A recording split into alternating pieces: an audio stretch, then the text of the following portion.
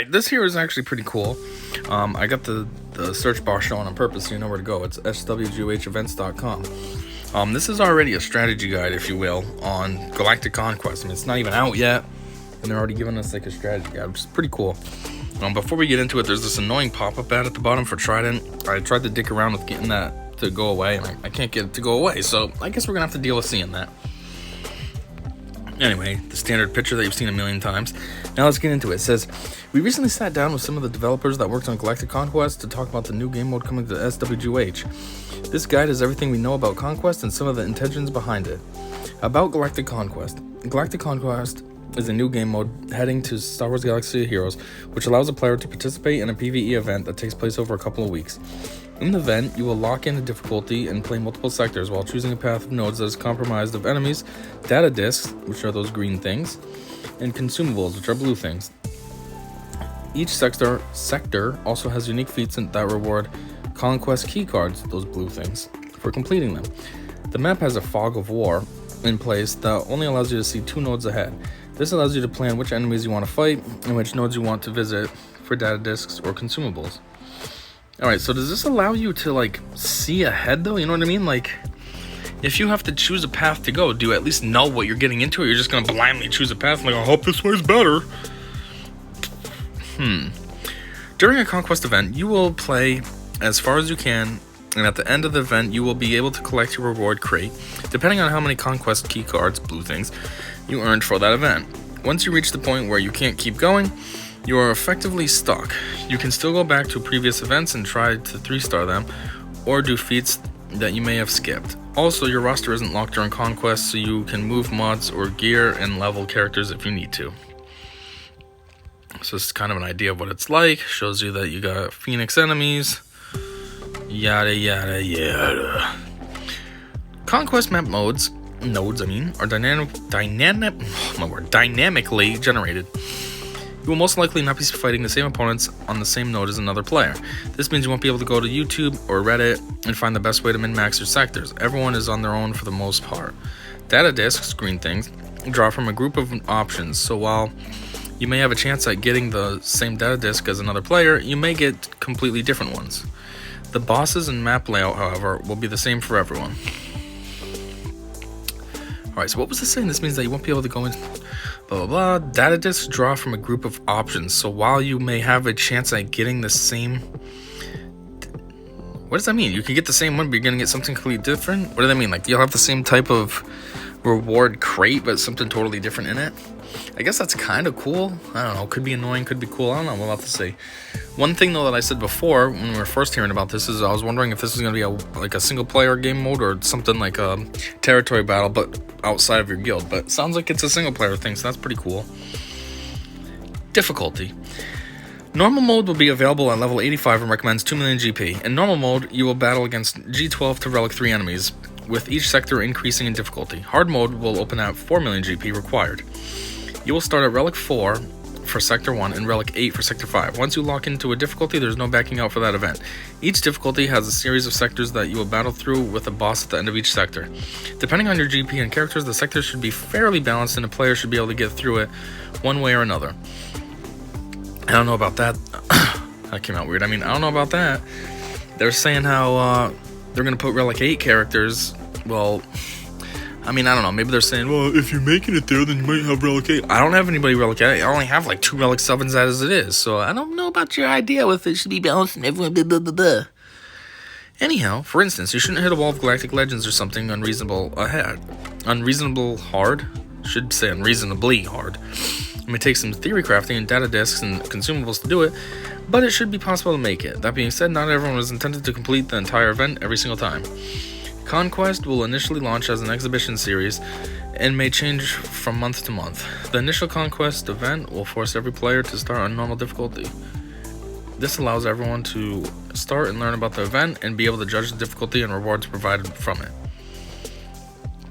Okay. I hope, though, that's not like that every time. Like, I hope it's just like a starting thing. You have to start, everyone has to start in normal, and then you can go to hard. But, like, if saying, I'm imagining normal is going to be hard enough, especially at the end where they're talking about enemies are, Relic 4. but just say, like, you can easily breeze through it. Like, you shouldn't have to start on normal every time and then go through it, so then you can unlock hard. That would just be annoying and unnecessary. Nobody's gonna like this mode, unless the prizes are really worth it, which they're probably not. Anyhow, Conquest Energy.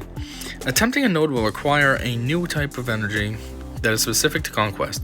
Each node will cost an amount of energy, and it will refresh throughout the day like other energy types. Energy is consumed whether or not you successfully complete the node. There is no daily bonus energy, but it can be refreshed with crystals just like any other energy type.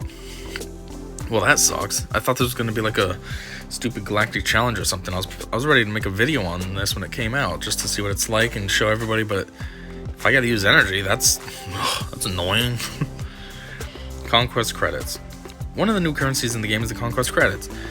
These come as rewards you will receive after completing battles and as you move up the reward ladder. They can be used in the new Conquest store and on Wandering Savage nodes, a green Java, that are scattered throughout each sector. The currency can be spent on different things, including consumables and blueprints for the Razor Crest at launch. Conquest credits are maxed at 3,500, and you are able to keep them between events. Oh, I heard you weren't able to keep them between events. Maybe where I heard that from, the person misread it. I'm pretty sure I heard that actually from Arnold 211. Stamina. Each character will have their own individual stamina pool. When you complete a battle successfully, you will spend 10% stamina for each character that was in a battle. As you lose stamina, your characters will lose a percentage of their stats. If your character isn't at 100% stamina, you can open a menu and see how the remaining stamina affects that character's stats. Stamina gradually increases over time, around 1% every 30 minutes. There's also opportunities to purchase stim packs or to automatically restore a percentage of stamina on a character by using Conquest credits or crystals. Players will definitely want to find ways to manage their stamina across all of their characters and find the balance between stamina and energy spent. Conquest keycards and rewards. When you complete a battle or feat, you will earn a specific amount of Conquest keycards. These points are added together and will determine which reward crate you will earn at the end of the event. This system works similar to Galactic Challenges, which is what I was going to say. It makes me think of Galactic Challenges. The more of those burritos you get, the better prize you can get. Except you can earn other rewards instantly, such as credits and Conquest credits. As you move up the reward ladder. Credits, they mean the regular gold money?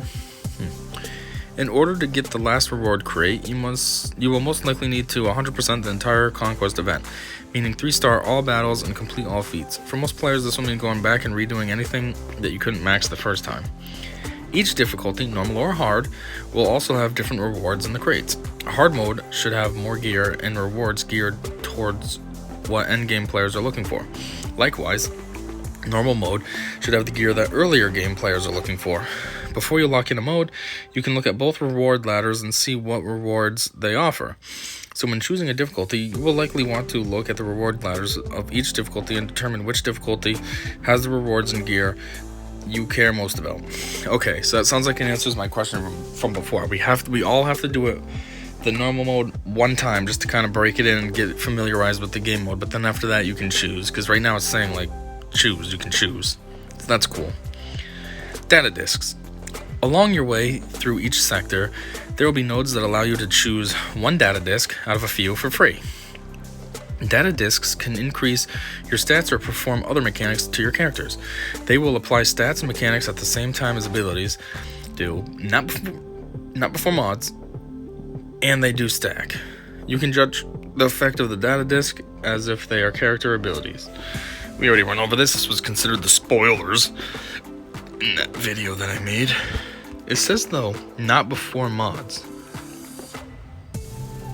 They will apply stats and mechanics at the same time as abilities do, not before mods. What does that mean? So the mods will add to that, or they're saying you need to have mods before this will work, or what are they saying? I'm kind of confused. Anyway, once you choose a data disk from the stockpile, you can equip it. Each data disk has a data cost associated with it from 1 to 4. You will have a data capacity amount, which limits the number of data disks you can equip at a time. At launch, you're limited to a total capacity of 12. To remove a data disk, it will cost a small amount of Conquest credits. So you will probably want... I feel like that should be a comma. That's a weird new sentence.